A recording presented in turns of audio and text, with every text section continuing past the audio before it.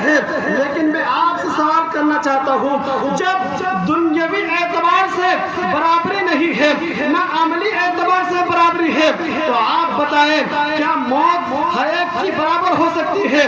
کیا موت کے بعد سب کی حالت ایک جیسی ہو سکتی ہے؟ کیا موت کے بعد سب کے ساتھ برتاؤ ایک جیسا ہو سکتا ہے؟ تو آپ بھی کہیں گے کہ نہیں، ہرگز نہیں، ایسا ہرگز نہیں ہو سکتا ہے، کیونکہ کتابوں میں آتا ہے اب دنیا مزرعہ الآخرہ، کہ جو دنیا میں بوگ ہے وہی کاٹو گے۔ پتا چلا کہ اگر کوئی شخص دنیا میں رہ کر برائی کرتا ہے، کوئی شخص جب تک دنیا میں رہتا ہے برائی میں ملوث رہتا ہے، لہو و لعب میں زندگی گزارتا ہے، تو قیامت کے دن اس کے اسی کے مطابق جزا ملے گا۔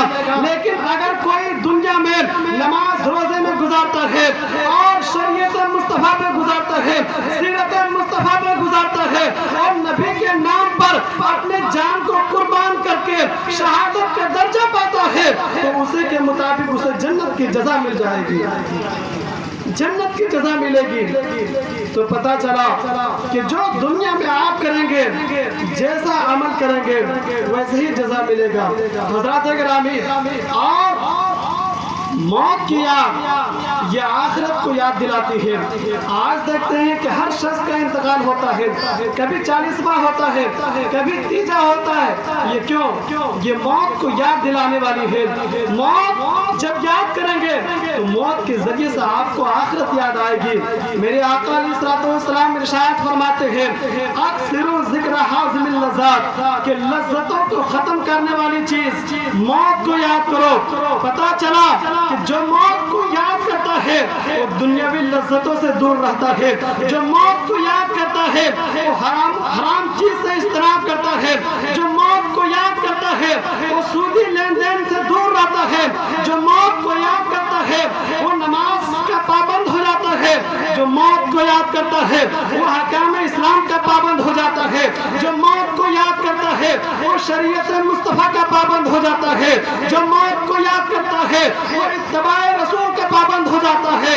اور میرا یہ یقین ہے کہ جو موت کو یاد کرتا ہے وہ چھوٹی بڑی گناہوں سے تو بچتا ہی ہے، موت کو یاد کرنے کی برکت سے اس کا دل نور ایمان سے جگمگاتا رہتا ہے، اس کا دل نور ایمان سے جگمگاتا رہتا ہے۔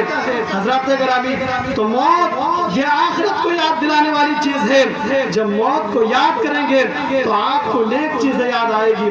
آپ کو معلوم نہیں آج آپ کے اندر میں ایسی لاپرواہی بس گئی ہے کہ اتنے سارے موت کے تعلق سے سنتے رہتے ہیں، پھر بھی آپ کے دل میں ڈر پیدا نہیں ہوتا ہے، آپ کے دل میں خوف پیدا نہیں ہوتا ہے۔ میں آپ کو آگے ایک صحابی کا نظریہ پیش کرنا چاہتا ہوں کہ وہ صحابی جن کا نام حضرت عثمان غنی رضی اللہ تعالیٰ عنہ ہے، ان کے بارے میں فرمایا جاتا ہے کہ جب وہ قبر کے پاس جاتے تھے تو اس قدر روتے تھے، اس قدر روتے تھے کہ رونے کی وجہ سے اس کی داڑھی بھیگ جایا کرتی تھی، ان کی داڑھی بھیگ جایا کرتی تھی۔ کسی نے ان سے پوچھا کہ اے عثمان غنی، آپ کے پاس جنت کے بارے میں سوال ہوتا ہے تو آپ روتے نہیں ہیں، آپ کے پاس دوزخ کے بارے میں سوال ہوتا ہے آپ روتے نہیں ہیں، آپ کو جہنم کی ہولناکی بیان کی جاتی ہے آپ روتے نہیں ہیں، لیکن آپ کو قبر کے بارے میں بولا جاتا ہے تو آپ آنسو کیوں بہاتے ہیں، آپ کی آنکھ سے آنسو کیوں نکل جاتی ہے؟ تو حضرت عثمان غنی کیا فرمائے تھے؟ آپ غور سے سنیں، یقیناً آپ کے اندر میں اس بات کو سننے کے بعد آپ کو موت کی یاد آئے گی۔ حضرت عثمان غنی فرماتے ہیں کہ اے لوگوں، تجھے معلوم نہیں ہے کہ نبی کریم صلی اللہ تعالیٰ علیہ وسلم نے ارشاد فرمایا کہ موت کہ قبر یہ انسان کی پہلی منزل ہے، بندے کی پہلی منزل ہے، جو اس میں کامیاب ہو جاتا ہے تو اس کے بعد کا معاملہ اس کے لیے آسان ہو جاتا ہے، اور جو قبر کی پہلی منزل میں کامیاب نہیں ہوا تو پھر اس کا بعد کے معاملہ اس کے لیے اور ہارڈ ہو جاتا ہے اور خطرناک ہو جاتا ہے۔ اور پھر حضرت عثمان غنی فرماتے ہیں کہ میرے آقا ارشاد فرماتے ہیں کہ قبر سے زیادہ خطرناک खौफनाक मंजर, कब्र से ज्यादा खौफनाक मंजर मैंने कभी नहीं देखा, कोई मंजर ऐसा नहीं देखा। ज़ात गिरामी इस हदीस पाक से क्या पता चला कि कब्र कितना खतरनाक मंजर है, कितना डरावना मंजर है, जिसकी याद करके हजरत उस्मान गनी इस कदर आंसू बहाते हैं कि उनके आंसुओं से दाढ़ी तर हो जाती है।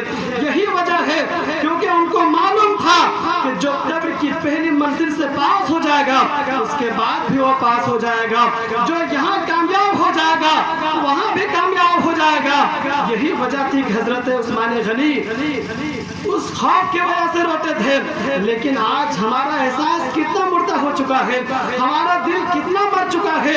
आज हर दिन किसी न किसी का इंतकाल होते रहता है, हम उनकी नाश को कब्र में दफनाते रहते हैं, उनकी ज़मीन बोझ कर देते हैं, फिर भी हमें मौत का डर नहीं है, फिर भी हमें क़यामत का खौफ नहीं है, फिर भी हमें आखिरत का एहसास नहीं है, फिर भी हमें ईमान का पासो लिहाज नहीं है। सिर्फ हम दुकान के चक्कर में लगे रहते हैं, अपने मकान के चक्कर में लगे रहते हैं।